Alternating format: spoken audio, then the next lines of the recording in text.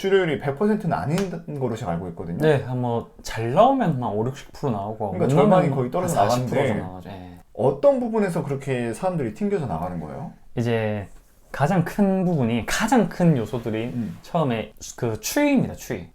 추위가 가장 큰 적이에요. SSU는. 왜요? 이제 저희가 지금은 훈련 기간이 약간 좀 바뀌기도 한데 SSU 훈련이 5월달에 시작이 돼요. 그러면 이제 바다 수영도 바로 이제 1주 동안은 실내에서 하다가 바로 그 다음 주부터 바다 수영이 시작되는데 그때 바다 수온이 한 15도에서 16도가 됩니다. 맞다.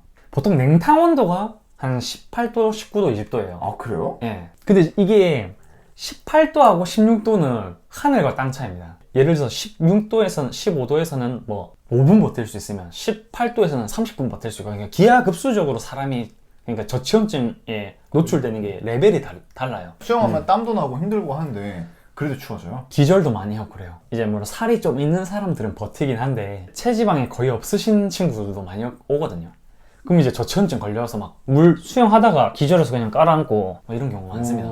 그런 거 한번 경험하면 네. 훈련하기 진짜 되게 무서워지겠다. 이제 그러니까 그것 때문에 이제 동시에 퇴교병이 유행하게 돼요. 바다 수영을 하게 되면서 추위를 못 견뎌서 나간 친구가 정말 많아요. 한 명 나가기 시작하면 나도 나가야지 이런 퇴교병이 유행을 하게 되는 거죠. 그럼 이제 좀 우르르 나가는 거예요. 그럴 것 같아요. 네. 본인 나가고 싶다는 생각 안 했어요? 저는 이제 맨날 나가고 싶다는 생각했죠.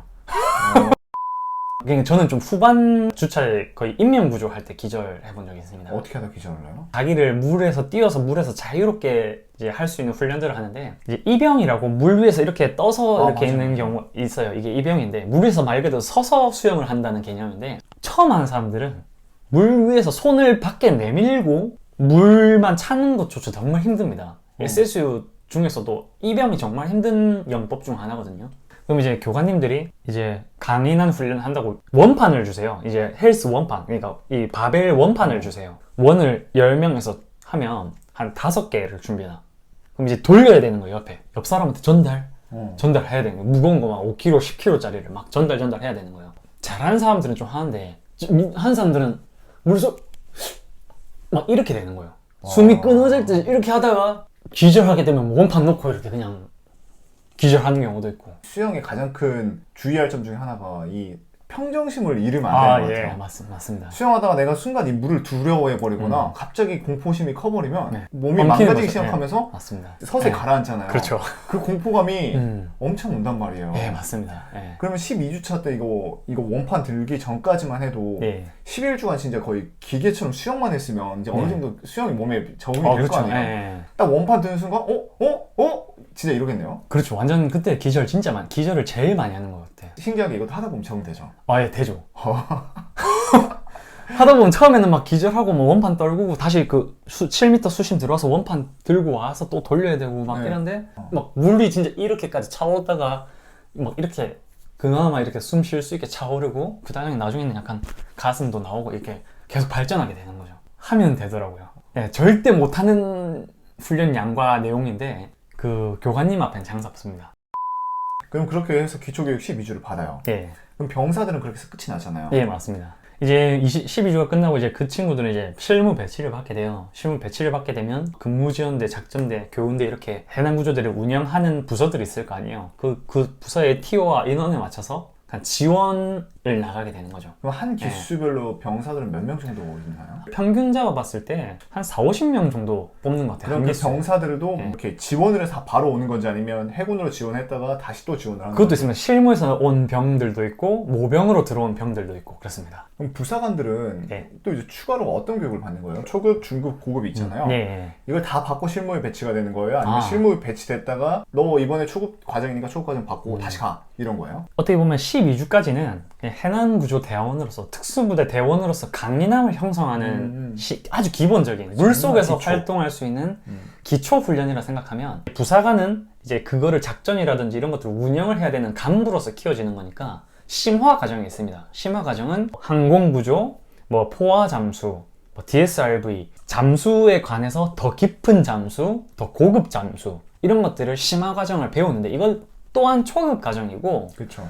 중급 과정, 뭐 고급 과정들은 나중에 중사가 됐을 때, 상사가 됐을 때 이때 때가 되고 계급이 되고 연차가 차면 그때부터 배울 수 있는 거죠. 그러니까 이런 거네. 하사 때는 초급을 받고 맞습니다. 중사 때는 중급을 받고 중급 과정 받고 그러면 우리 딥시다이버님은 어디까지?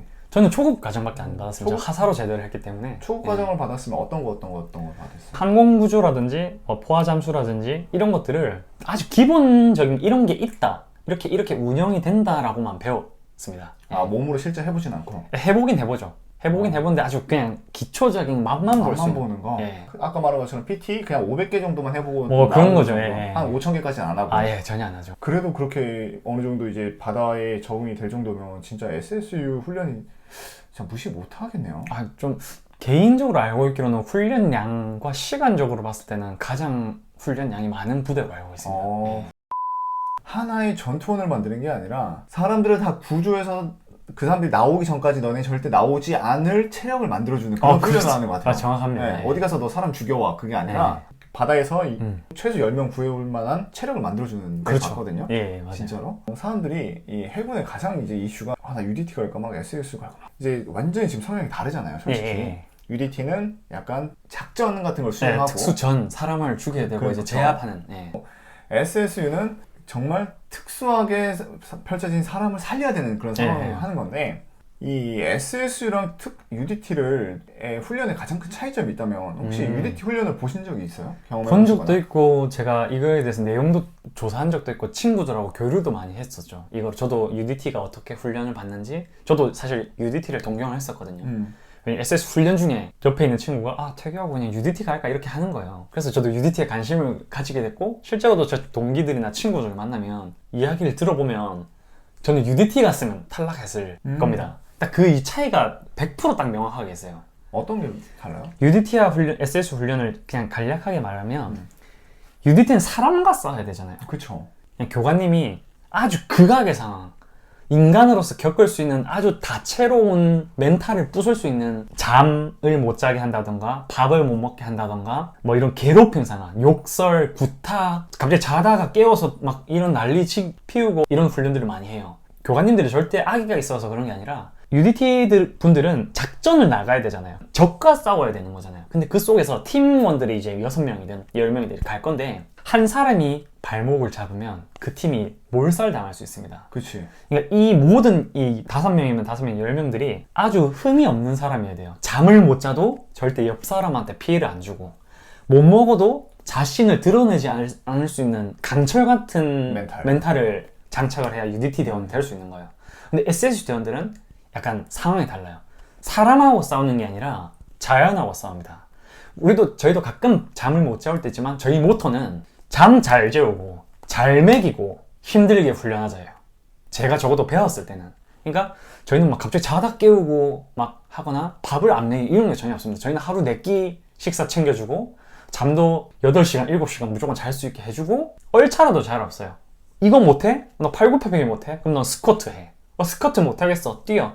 약간 이런 식으로 무조건 체력 증진 막 이런 무한 사이클로 가는 것 같아요. 약간 크게 비교하면 다채로운 훈련 내용과 다채로운 상황에 노출시켜서, 극악의 상황에 노출시켜서 UDT 대원들을 만드는 거고, 멘탈적으로 SS 대원들은 한 가지, 달리기면 달리기, 수영이면 수영, 그것만 계속 발전시켜서 그 속에서 체력을 뛰어넘고 한계를 뛰어넘고 물속에서 죽을 것 같은 상황에서 살아남을 수 있게, 상대를 구할 수 있는 그 한계를 계속 시험받는 게 SS 대원인 것 같아요. 또 약간 첨언하자면 UDT는 너 못하겠어? 저 못하겠습니다. 꺼져. 이거예요. 솔직히 말씀드리면.